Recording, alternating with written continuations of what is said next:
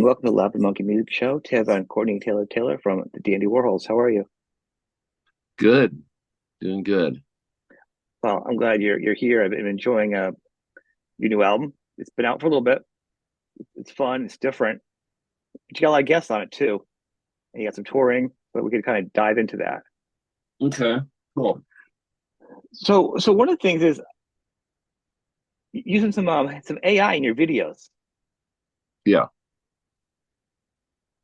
What got you guys into that? Because I know some people are like really against it, and some people are for it. So what got you excited It's into not it to really, jump into it?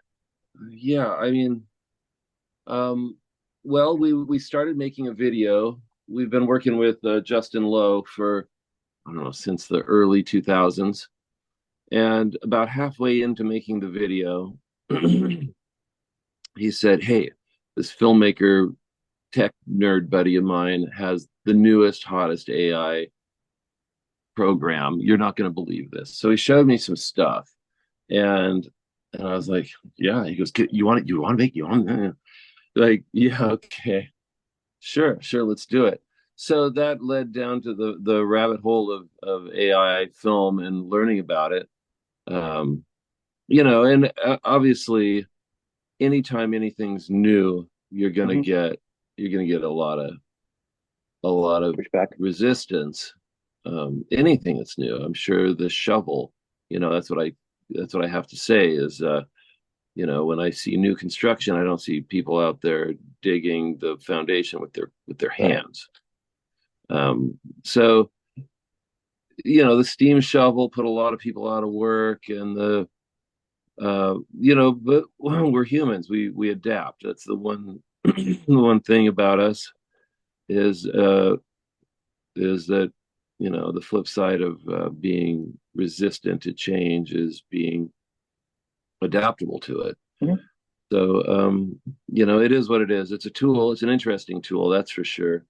I highly recommend trying it out. Just you learn a lot about what it is. If you've ever raised children, uh, you know what it is. It's a child. And if you try to steer it too much, or if it believes you're giving it conflicting information, it'll fuck up your project. It'll start rebelling against you. That's a So really good it is, comparison. I hadn't thought about it like that, guys. I've learned a little bit. I'm a video guy too, so I'm interested in this, but it's really good analogy of that. yeah. Oh yeah. It is. And I think we need to know what it is. That's for sure. If everyone just ignored it and badmouthed it, who knows what would happen. I mean, it seems like it obviously has to be controlled, and to get a good sensible video, and right now it's at a perfect place for rock videos because you can't really steer it too much. It does its thing, Hmm. and you have to have like a real film editor, which is why it's great that we went in this way, that we did with our filmmaker.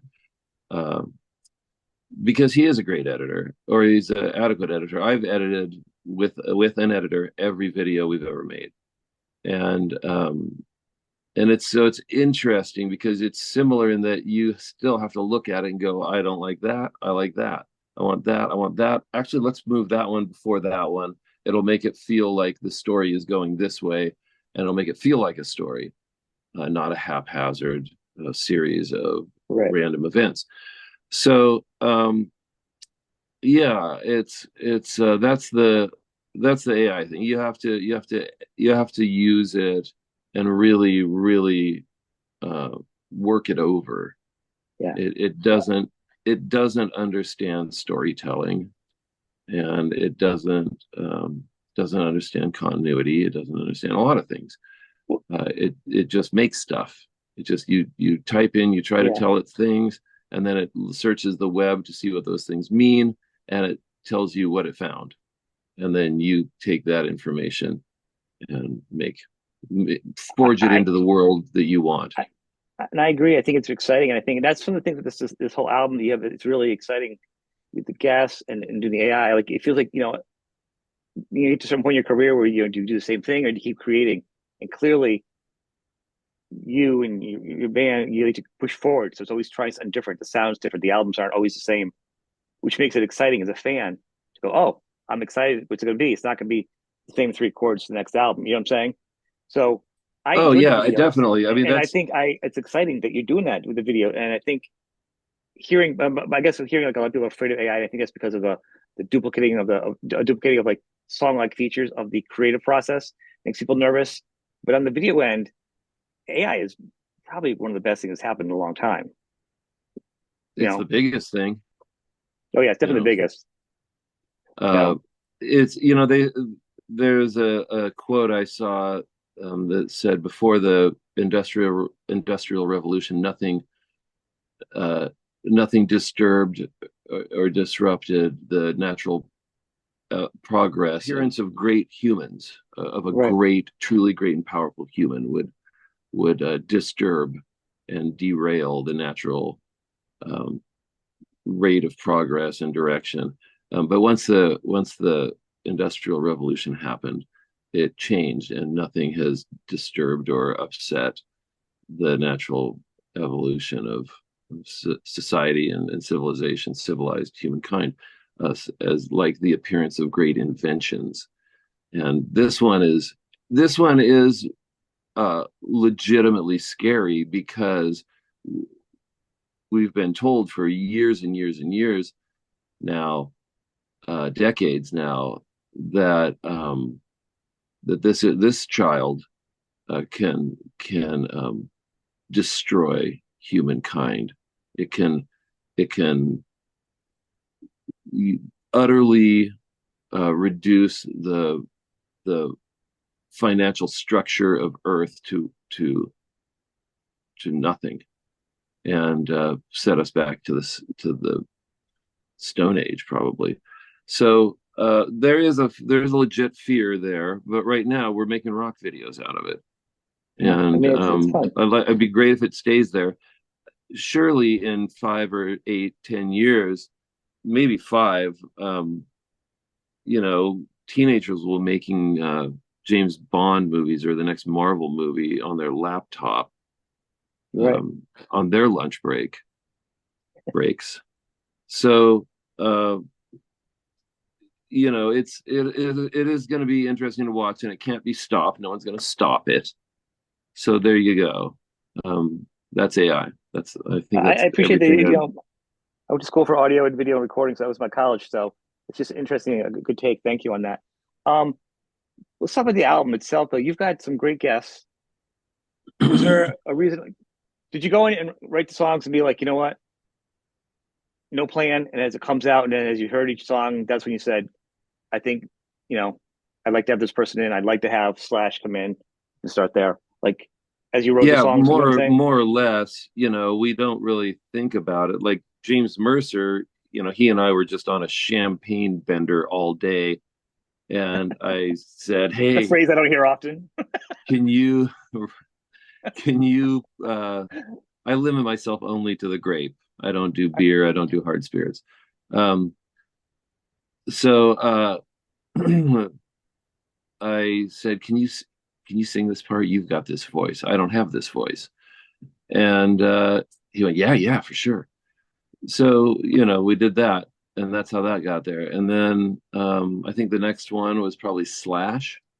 Yeah, Uh, Peter and I trying to lay down that kind of, you know, Vietnam psych acid LSD rock, kind of trippy. yeah. There's like a '70s rock feeling. Yeah, Yeah, and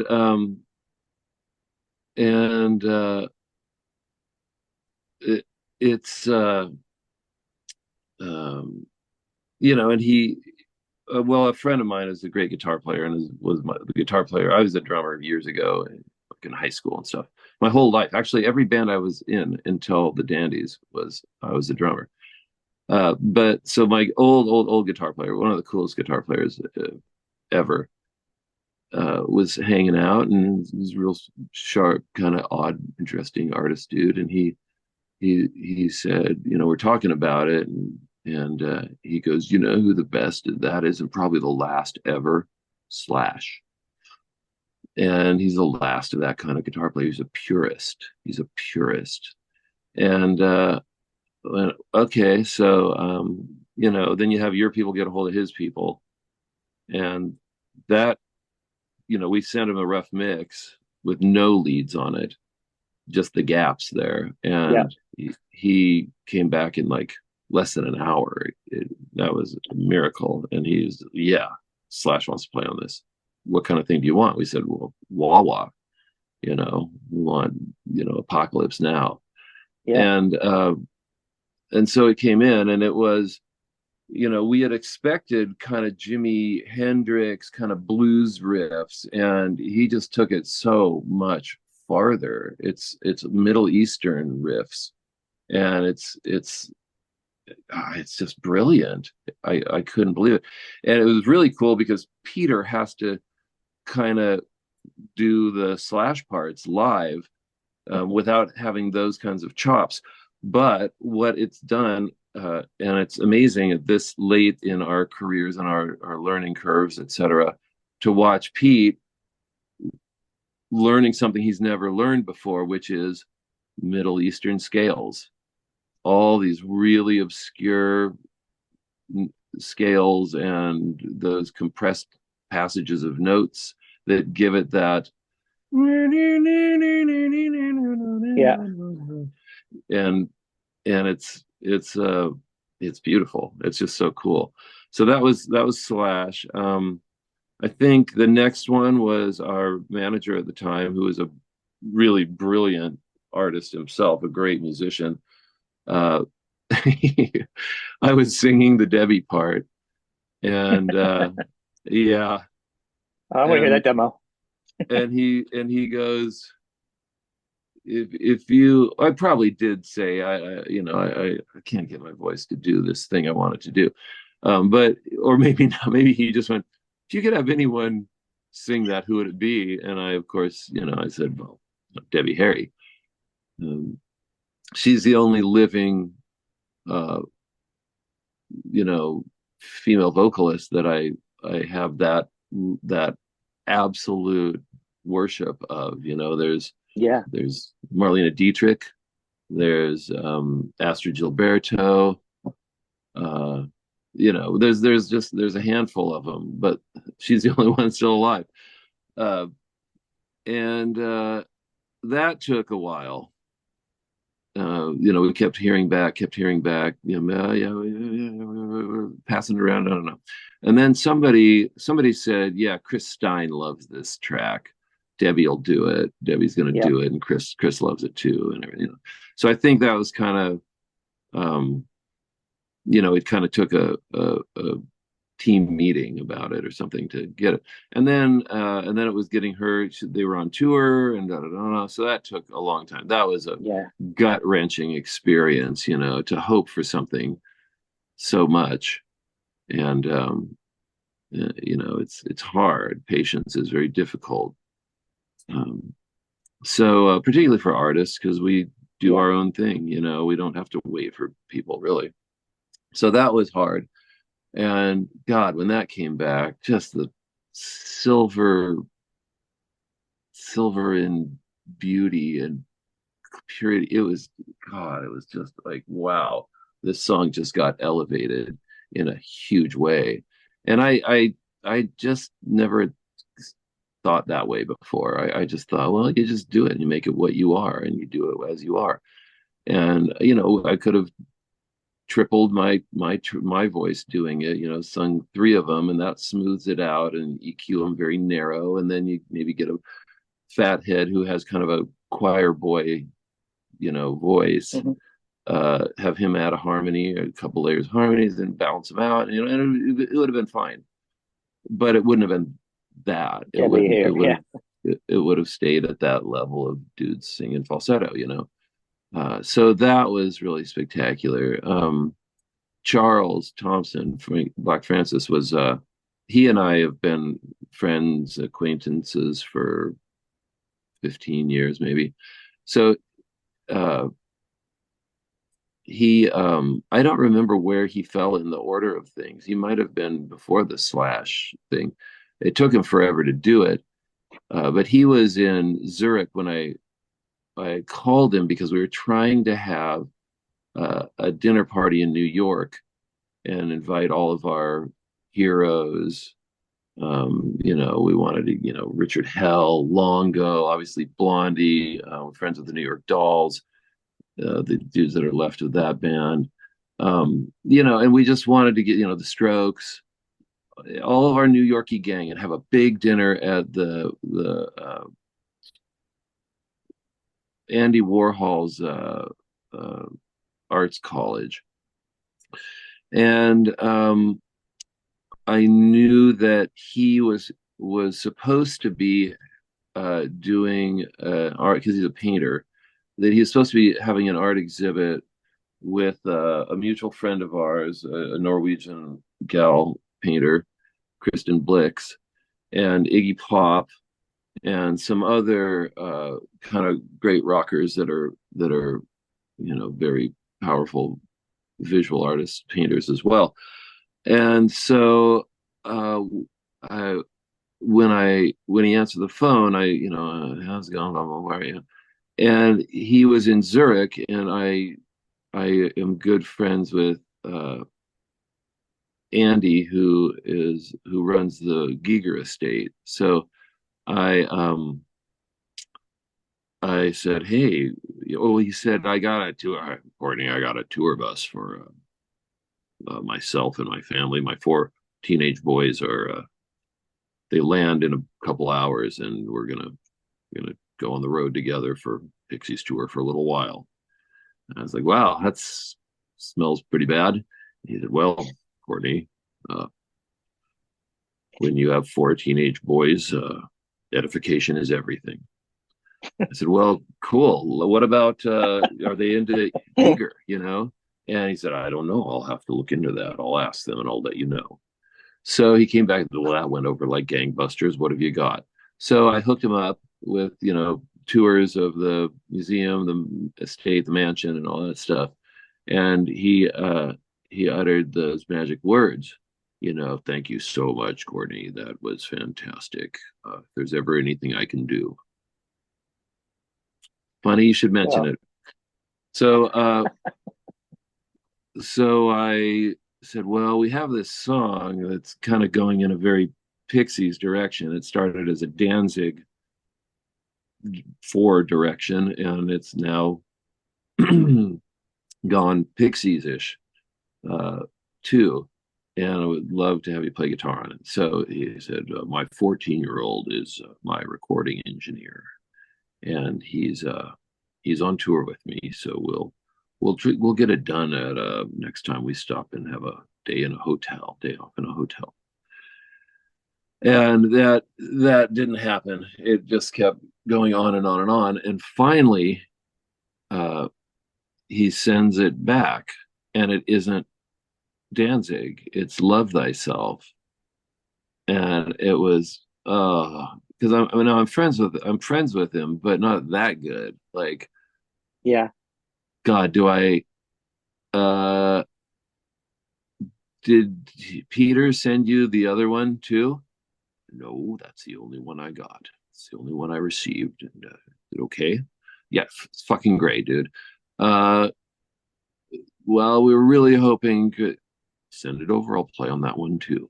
So we got him on 2 songs. It's pretty sick, and pretty proud of that and excited about that. On Love Thyself, his parts are in there texturally, so we didn't put him as a feature. We obviously chose the one where the drums cut away, everything cuts away, and it's just dang, dang, dang, dang, dang. It's that classic surf guitar that he's the sound of him playing guitar. Yeah. And also we just didn't want to. Which guitar is spend the rest of our lives? Which one is Frank Black? Right. Like oh no, it's just okay. You go no, I don't want to do that. Like really. So you don't want to do that for the rest of your life. We've learned.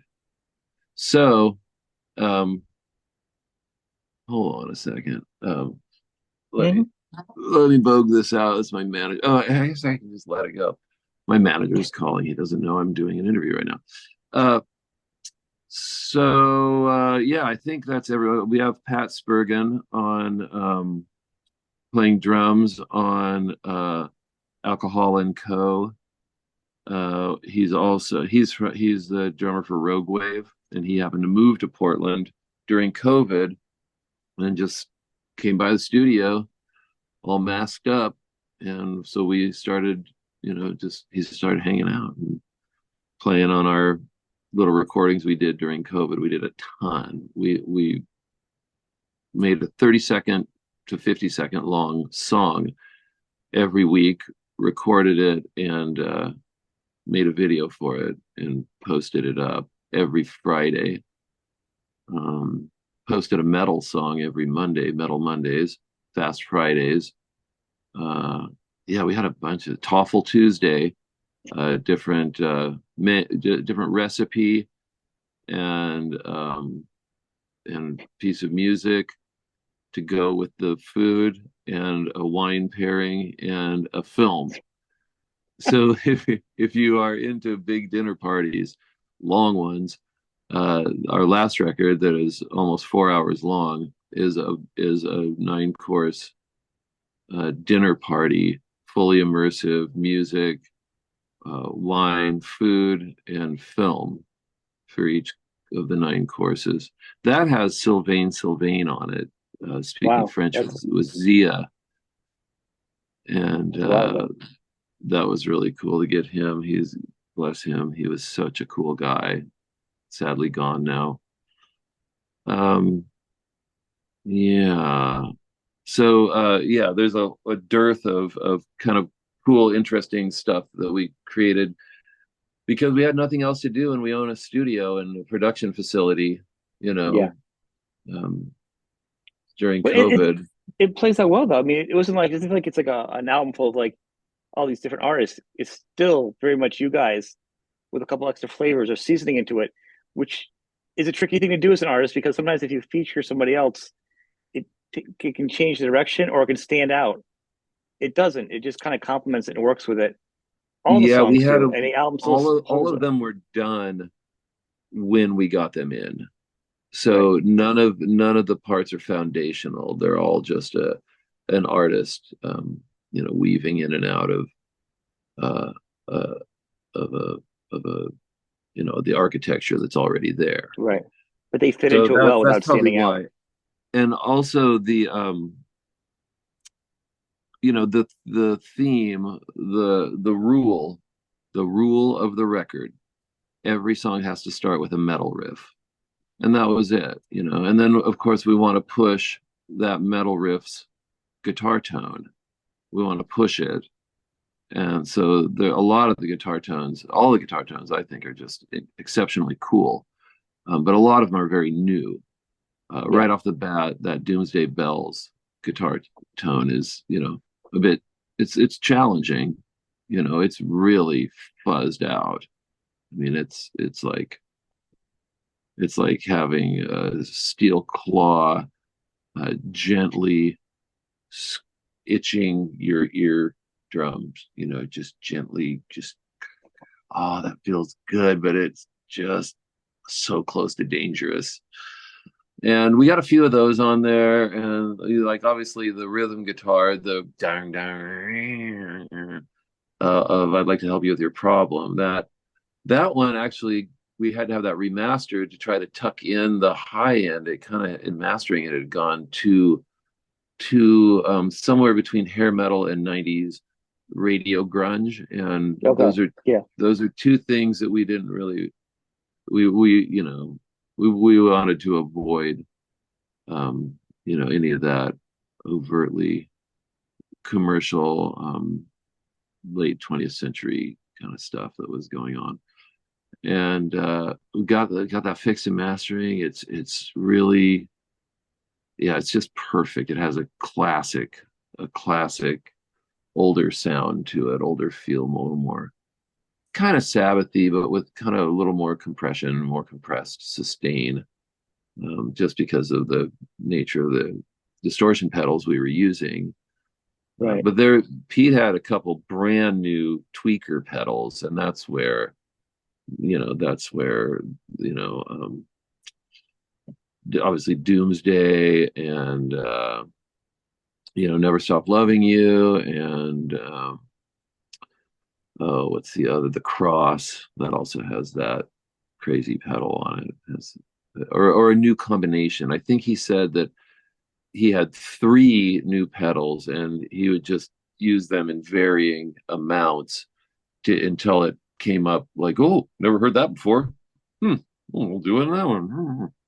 And that's Pete's method. We start a lot of everything in our basements. We all have little studios and everything. Check this out. You ever seen one of these guys before? Can you see it? It looks like an old uh, Tascam. I was a cassette player in it. Yeah, it's an old record. Yeah, yeah. I've had it Break into a since museum. it's the Bits Museum. Uh, I still use it. This is what I record, um, root tracks to start things, to start tracks with. The best tape sound, really tape. The best one was Terraform off of our last kind of, song record with song, normal length Mm. record called Why You So Crazy. And it's got this synth sound that is that synth back there in the corner, the MS-10 sitting on top of Mhm. that amp. And that amp has a little spring reverb in it. And I got that I was a goth club kid growing up, and there's a thing about that era, and not all of them, it's not like I listened to Howard Jones and go, "God, those were great sounds." I listened to Transvision Vamp and that kind of stuff, and go, early Depeche Mode, Mark Almond, Soft Cell, and go, those are amazing Right. sounds.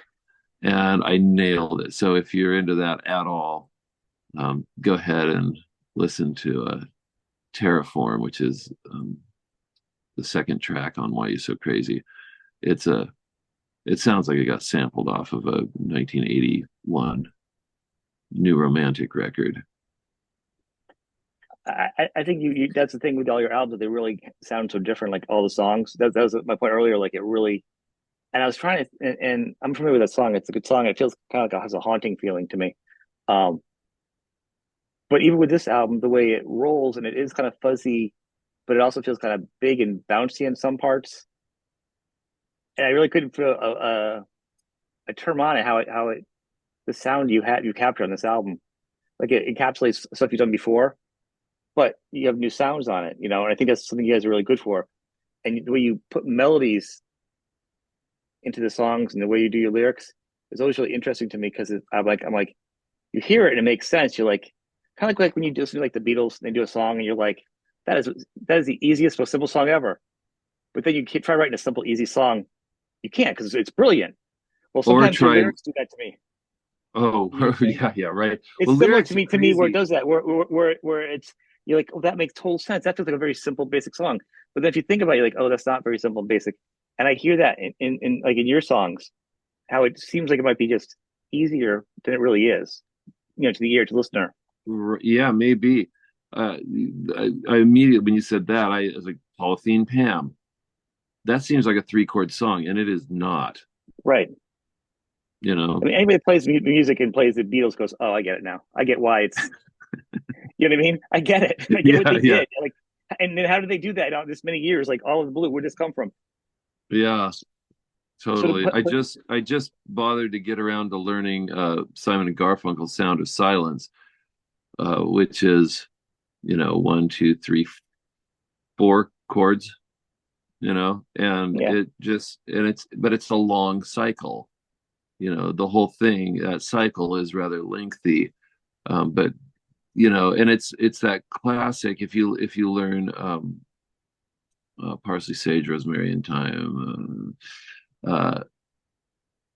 that's not the name of that song. Scarborough Fair. If you learn that, it does things that classic folk thing, and Sound of Silence has this structure that is phenomenally simple, but also really complicated in a kind of pre-Renaissance folk way. Now, I collect music from the Renaissance. I still collect CDs, and now they're free. They're 50 cents a piece. Uh, but it's a great way to get really weird, obscure, one-off collections of music from the Renaissance or late medieval period, and I try to learn a lot of them. And I like to describe it as a nail in a board, and you've got a rubber band. And everyone's done this as a kid, I think. You stretch it one way, then you stretch this way, then you move around this way, and you can stretch it this way, Okay, yeah. and then you stretch it this way, and then you move this way, and then you stretch. But the center's always there, and there's a lot of different ways, but the center's always there. And that's that folk thing. And I know the Beatles, a lot of it has uh, weird that weird center, and it's how many ways can you stretch it uh, that are delightful and not exactly predictable, to surprise and delight Right. before you resolve it. And Yeah. that is what kind of all that simple sounding feeling stuff, and that's what all we've ever tried to do as a band is make things really simple, fulfilling. Simple is engaging, but emotionally engaging, it's easy. But how do you keep it going? And that is by expanding vocally or melodically with other instruments that come and go. And but yeah, all of that, the Beatles, Simon and Garfunkel, uh, Guillaume de Machaut, um, you know, Thomas Tallis, like it's this thing. And I always say we have in common with um more in common with the Renaissance than we do with actual, like, boogie woogie rock and roll blues rock. In song structure, I would say I could see that right off the And top. Yeah. melodic structure, and Yeah. also trying to not resolve as regularly, I guess. There was I think a that there in Go your ahead. music, no, I'm saying, so I think that's to me. I think that's when you're putting the verbiage to like what I enjoy about your music. What I've always found special about it is the difference of it and how it's done. And this totally is a great breakdown for me as a fan too, because No, it's cool. much more clear. Because I know I liked it and why, and I have my own ideas. Obviously, play music myself, but this is a great perspective that I didn't even wouldn't have even known. Right. Yeah, yeah. I mean, not a lot of people listen to Renaissance music. If I go to the concerts, uh, they're often called Baroque Mhm. choirs or Baroque, orchestras, and they're generally pretty small, maybe 8 pieces at the most, generally like four. Sometimes you get more, 8 or 10. Uh, but they tend to do more, the more of the Renaissance stuff, and they do like to do it in old churches, and they're never full. There's never more than 80 people or 60 people or 40 people. It's a rare thing. It kills me. I mean, I just love the Renaissance has produced such great music that I feel the way about it, though exactly how I did about, you know, Sergeant Pepper when I was, 16, or Satanic Majesties, or, just uh, Dark Side of the Moon, or, any of the great mind and soul and body expanding music. I feel that way about you know, um, Gabrielli. Is there any Zappa influence in you? I noticed. You go around and I dude, I love Frank Zappa. But he's a guy that's just so much. Zappa was so Zappa that like I'll listen to 25 minutes of Zappa and I'm full. yeah. Man from Utopia is kind of my favorite. Well, actually, Joe's Garage and Man from Utopia, I would say that era right in there is great. He was just such a neat and a sad fucking mess. Like he lived on coffee and meat, like coffee and hot dogs, I think was his diet, and cigarettes, coffee, cigarettes, and hot dogs. I've been told, I don't remember who I knew that knew him, uh, or I know maybe still, or maybe that was just an interview with him that I saw I because never heard the hot I dogs about that part. I know a lot about him because I do a show with Dweezil, his son. So I do a lot of shows with Dweezil. oh So I've cool, heard a lot of side stories with Frank, and as he's talked about, he's Dweezil's broken down his albums, which is always exciting, the sounds and stuff. And to right, me, even I said the Zappa influence, I meant like just more about taking things and building off of them. It can be inspiration. You can be influenced by somebody else, and it's not the music itself because you don't sound like Zappa. What I'm saying is just the right. another creative Yes, source that goes against the grain. I find Frank Zappa and his history. I've watched the TV show where he's a kid, he's got the bicycle, Oh yeah, that's you crazy. know, and yeah, I find him super inspiring. Everything about his wacko thing. And I Mhm. mean, if you're an artist for life, a musician for life, particularly in an armpit like Portland, Oregon, I was 15 years old when I started playing in punk clubs. Yeah, Uh, so people like that. There's only one place they can really end up. Um, Two, NASA or punk clubs, yeah, fringe cringe. clubs, fringe art scene. So I love those guys. It was and Frank is the most successful one I've ever even heard of Yeah, that character, super brainiac tweaker type. No drugs except coffee, yeah. I guess. Is that his thing? I think it's just coffee and smoking. Obviously, yeah, and smoking was not a really good thing for him in the Co- end. yeah, Obviously. coffee, cigarettes, and Um, hot dogs. yeah, I had never the hot dog. To be honest with you, because I'm not into the. I never really into the lore. I usually hear like usually we're talking. I've heard a lot of stories about how the recording in the studio, how we created uh this the ship coming in with the Drowning Witch, the song, the tones are really out there. The vocals are like so not right. Um, this is Drowning Witch, and it's so when you listen to the song, it's so off. And Dweezil had said, "Hey, like it's totally not right, like to your normal ears." And he called Dweezil into the studio when he was doing it. He was laughing so hard. He knew how crazy it was that he was like slapping the console, laughing, falling off the chair. That he thought it Yeah, was so funny that he did that. he's the only one laughing in the room. Yeah, so he got that and played for Dweezil. And that was the song how he came up with it. So he was yeah in on his own joke. So he thought it was kind of funny. But to do what you want with your money and to still do it and be creative. Oh, I always respect anybody, whether it be Zappa or anybody, like you, that just keeps doing it to do it. right. Yeah, With all well, these that's new why songs, I how they always like carry like over to now? You I know, like to apply the old line from Spinal Tap, because we always do something new, mm-hmm. right? We always have to, okay, we've done that, that was fun, that was great. We've explored it. Next record, we're going to go do this. And some records, we just don't have any rule. It's just whatever comes out, blah blah blah. Like our last one, Why You So Crazy. Right.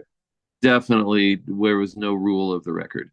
Uh, but I always like to say that's why we never get any better, is because we're always trying something new.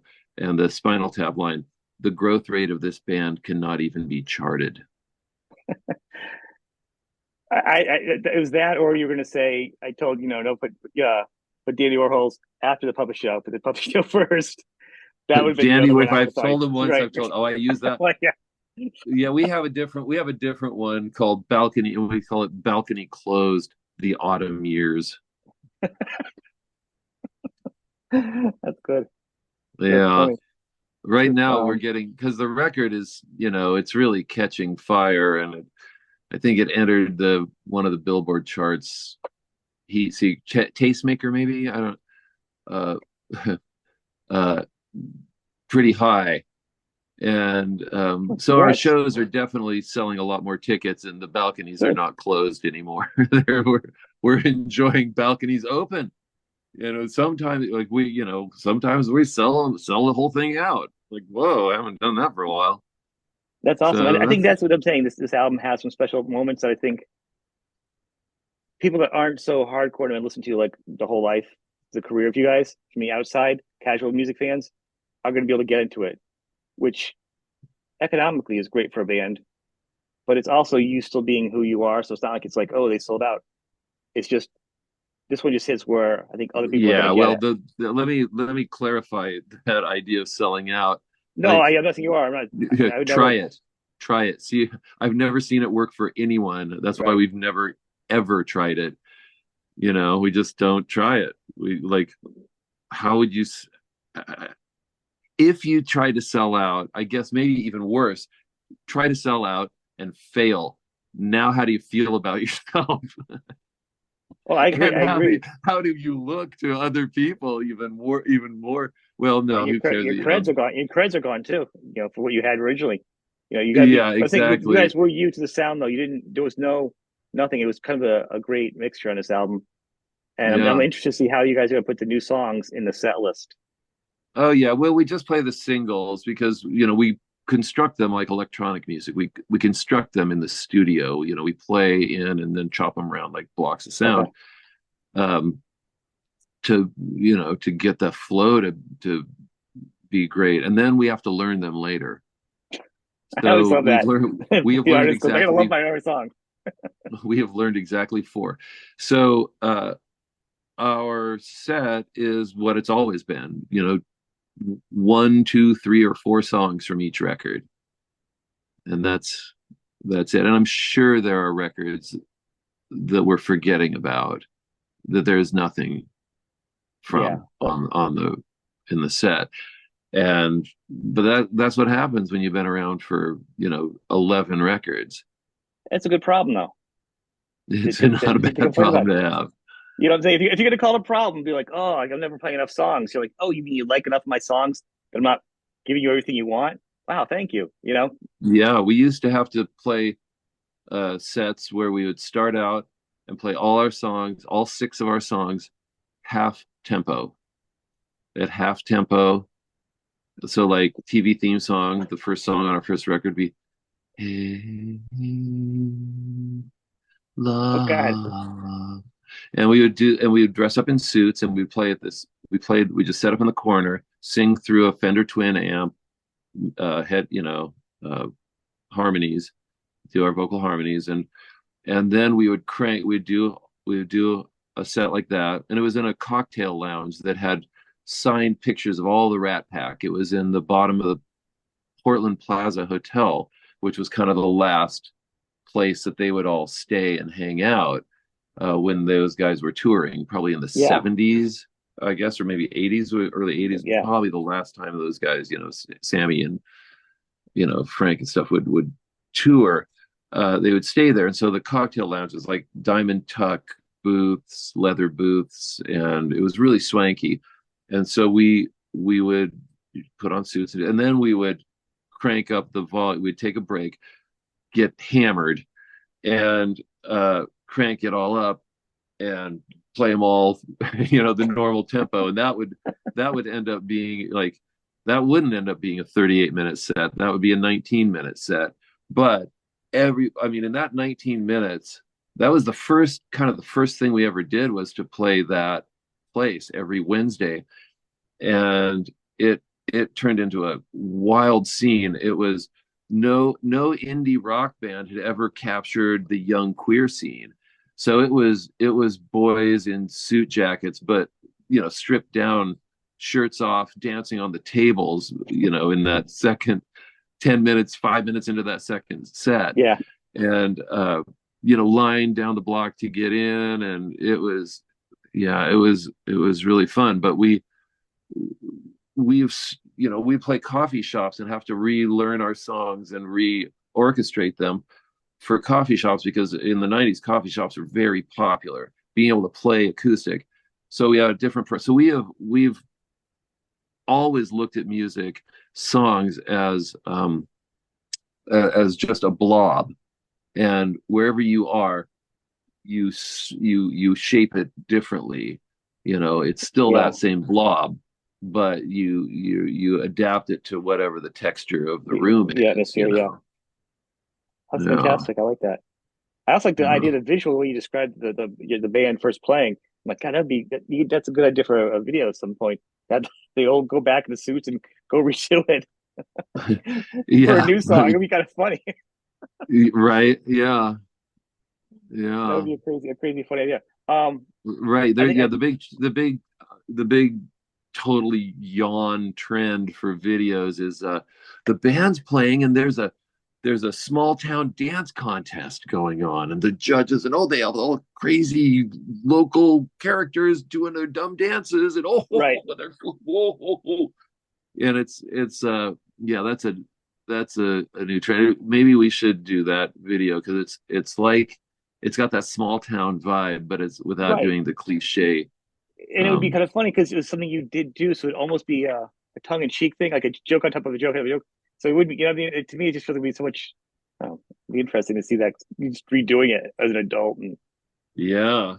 be kind of We funny. certainly wouldn't want people our age with their shirts off anymore, though. It's ageism, and I agree with you. Right on.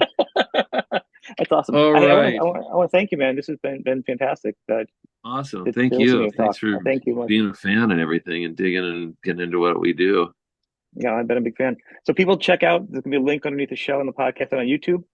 Go get their stuff, support them, and good luck on your tour. I think you're starting in Australia right soon or something. Well, we just got off of a tour. Oh, that's right. I had the wrong Did date in front of me. did a couple weeks in America, and then yeah, in a few weeks we go down to Australia and do a couple Okay, weeks so down yeah, there. yeah. That That's what one's I'm thinking. already that whole tour is already sold out. Yeah, We had to add extra dates, and then those sold out too. So that tour went from a that's awesome. tidy 10-day tour to like 16 days. Well, it's grueling. We're not 22-year-olds, and we're not gonna. Yeah, it's it's hard, man. It's hard because we want to drink too. We want to drink and we want to Right. party. Some members of the band have a hard time keeping it together still, which is I find very impressive, but it's also really ugly. No, it can be challenging. It can be challenging to find the balance of a fun. It's You have a gross. fun Yeah, it's professional hard career, to is what it is, and it's hard a to be different. around. Yeah. Yeah, it's a different dance you have to do each night. But thank you, and yeah, it's been great. Okay, People man. check out the album. All Thanks. right.